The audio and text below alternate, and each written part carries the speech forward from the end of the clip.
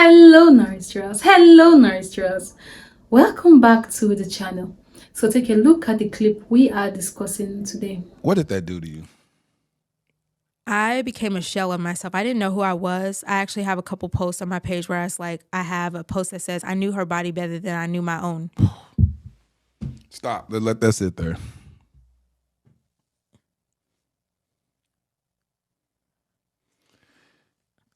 You said you knew another woman's body better than you knew your own. Yes, several women. I knew several other women's bodies better than I knew my own. And I spent a lot of time, like I went in such a deep hole where I was like studying these women. I would go to their profiles and I would study their pages and like what they wear. I knew when they had met up. So I watched their videos of them having sex. So I would try to imitate that and recreate that in our relationships so that he could choose me and want me. Yes, there was commitment at times. But there was a lot of on and off again, okay? And through college and even after college, lots of on and off again. And so leading up to our marriage, we were actually off.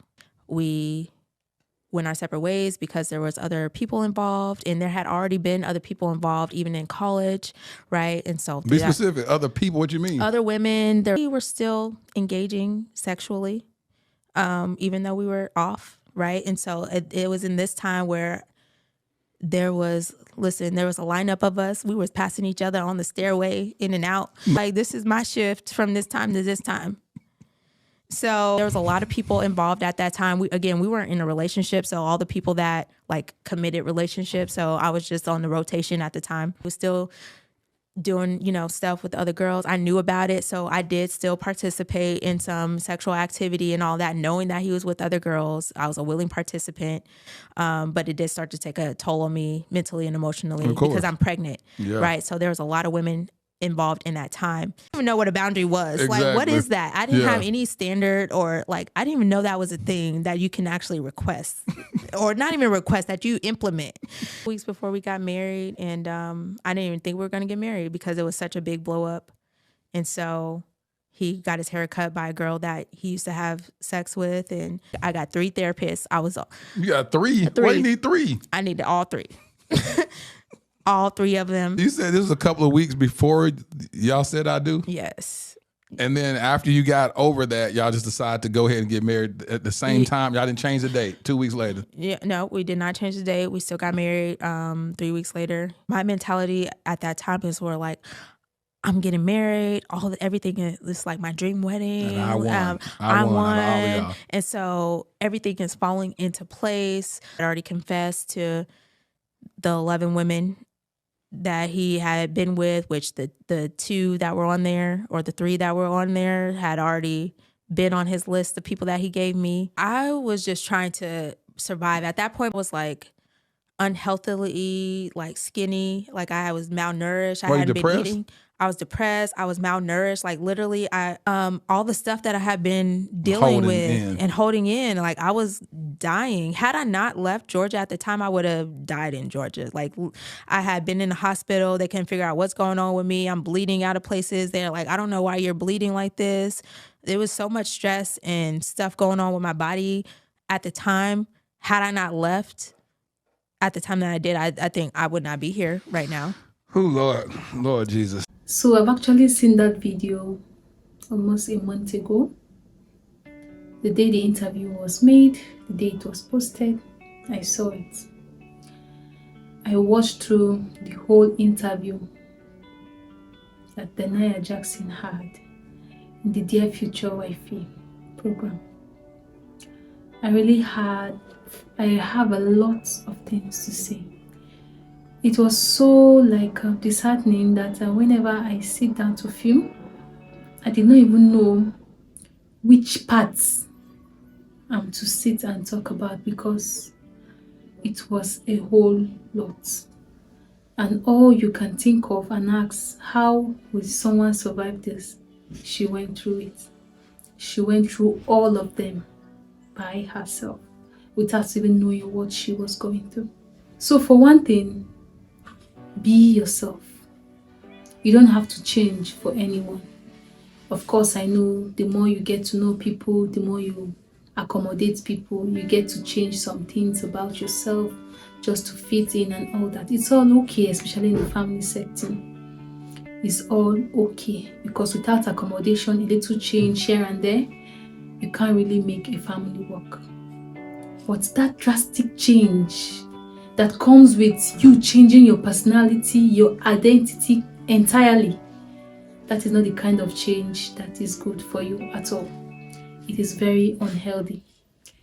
You can imagine her, Denaya, trying to change the kind of person she is just to see if her husband could be able to at least stay at home, if he could be able to free the other women and just be with her alone. Second lesson I learned from her is people do not really change. Yes, I know some of us get to change some things about us. When things are not going fine, we promise and say we are going to make amends. But certain characteristics that we've already used to hardly ever leave us. If you've watched the interview, you could hear her saying, as at when they were dating, there were other women. They have always been other women. She made a joke of it, saying it was like they were running shifts. Anyone that finishes this morning shift, as the person is leaving, the one on afternoon is coming, and the other person on night shift is like they keep meeting themselves at the stairs and all that. You can see the way she joked about it. So someone that you're dating already showing you all those signs, that's to tell you that that is how it will be in marriage. For one thing, I always keep saying, marriage doesn't change you. Marriage doesn't change anyone. You see characters that you know you can't live with, it's better you call it quits. It's better to have broken relationship than a broken marriage, as I always say. So seeing someone that is already cheating in your relationship and you feel, okay, when we get married, he will change or she will change, that doesn't make any sense. Denaya, I love the state she is now. She's a very strong woman. Currently, she's really, really helping us. In fact, she has done a lot for herself and she's still doing more.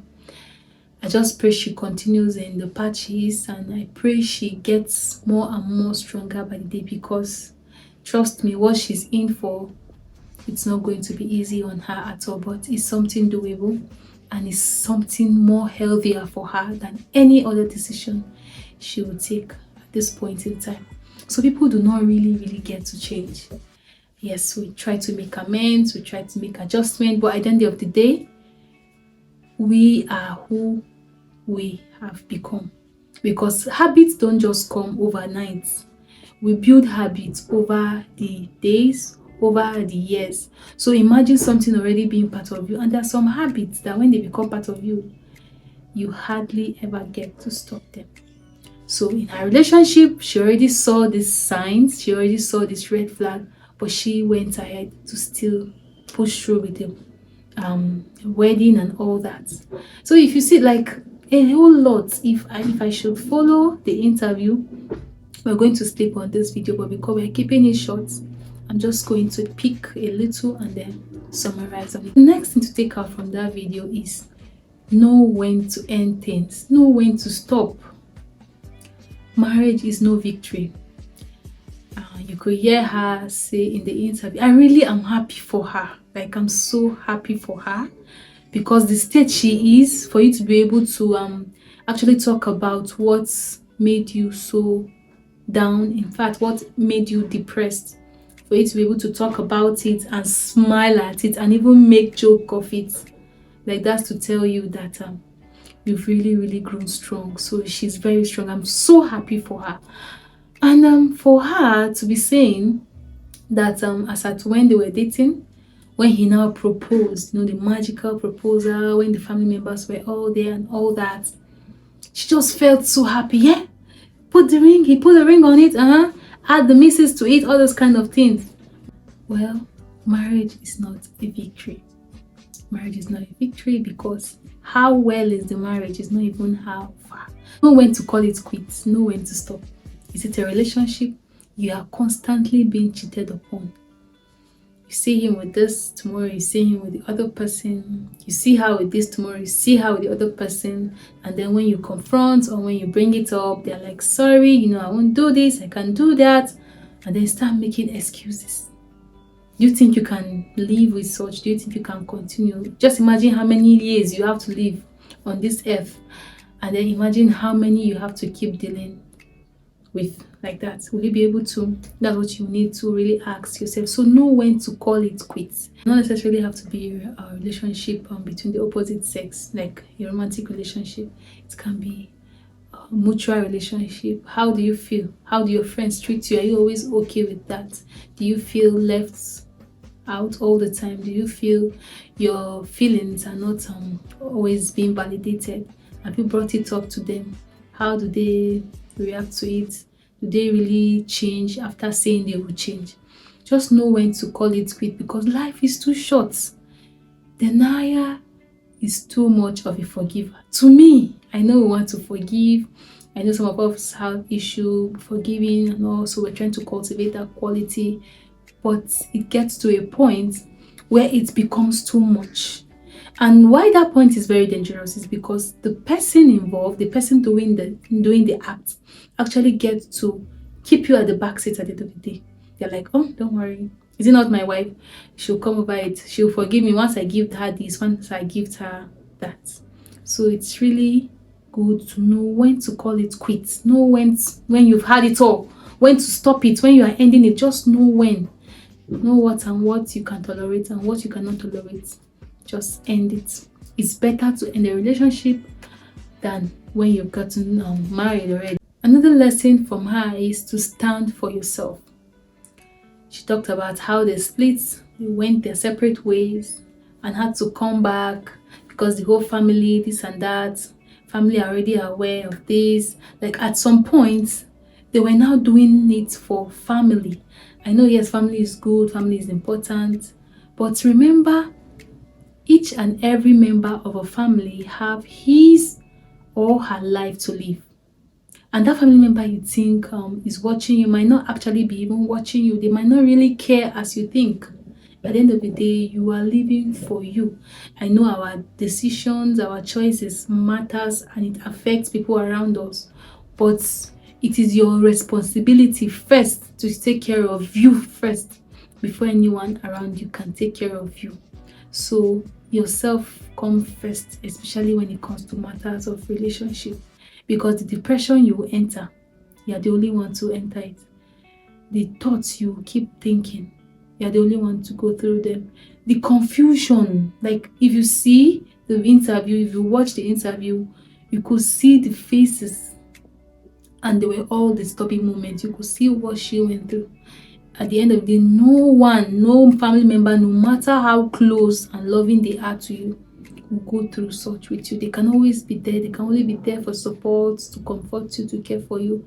But you will be the one to face whatsoever it is you are putting your head into. So please stand up for yourself. I know your family might have already known that person and say this person will be best fit for you, best match made in heaven, all of that, blah, blah, blah. You are the one to live in that marriage. You are the one to be a partner to that person. So it's left for you. It's up to you to stand for yourself. Know what you can tolerate. And if it's becoming like if it's too much and you already see it glaring that you cannot take such, do not proceed with a marriage like that, with a wedding, like getting married to such person, because the story will really be long. And she's strong, as I say, she is strong, because not many people go through what she's going through. Some don't even go through up to what she have been through, but she have gone through it. Can see her up again. She's a phoenix. In fact, she is a strong woman. That might not be your case. So for that reason, stand up for yourself. So the next point is, nothing, and I mean nothing, in this life is worth your life. Nothing in this life is worth your life. You have to first be alive to be a wife. You have to be alive to be a mom. You have to be alive to be a sister. You have to be alive to be a brother. You have to be alive to be a friend, a companion. So if you're dead, that's it. For this life, that is just it. So you have to be alive no matter what you're doing. Any decision you take, always bring this to mind. Remember that you have to be alive to be whatsoever you want to be. And aside just living, you don't just want to keep surviving. You have to live. If you're not in your right senses, you cannot be your best. You cannot give your best. You cannot be a good wife. You cannot be a good husband. You cannot be a good friend. You have to be your best. And anything that is a constant stressor to you, I keep saying it, constant stressor. You try this, you try that, it doesn't work constantly. You just have to look for a way to change it. Because depression, it trips in.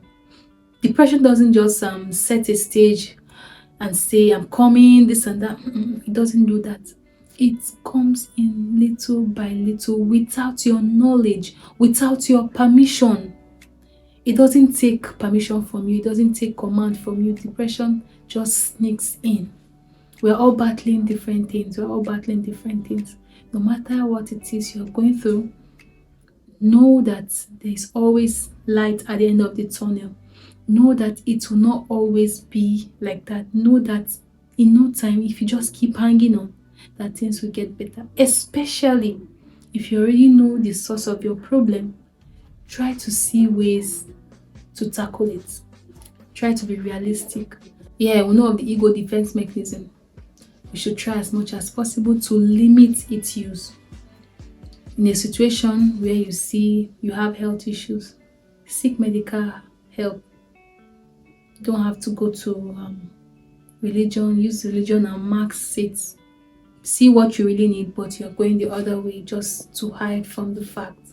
Try to accept things the way they are.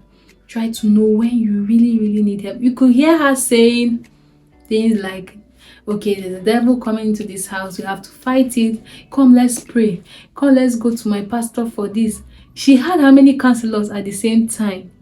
Like, she had how many counselors at the same time? Like, I don't even want to go too detailed. I'm just super happy that she's in a better position today. And we should look out for ourselves. We should look out for ourselves. Look out for those people around you. Look out for your neighbors. Look out for your friends. They might be going through a lot. Let's try as much as possible to be a bit kind. A little more kindness will help. It will go a long way, because if the JAXN didn't sit for that interview, you wouldn't have really known what she was going through.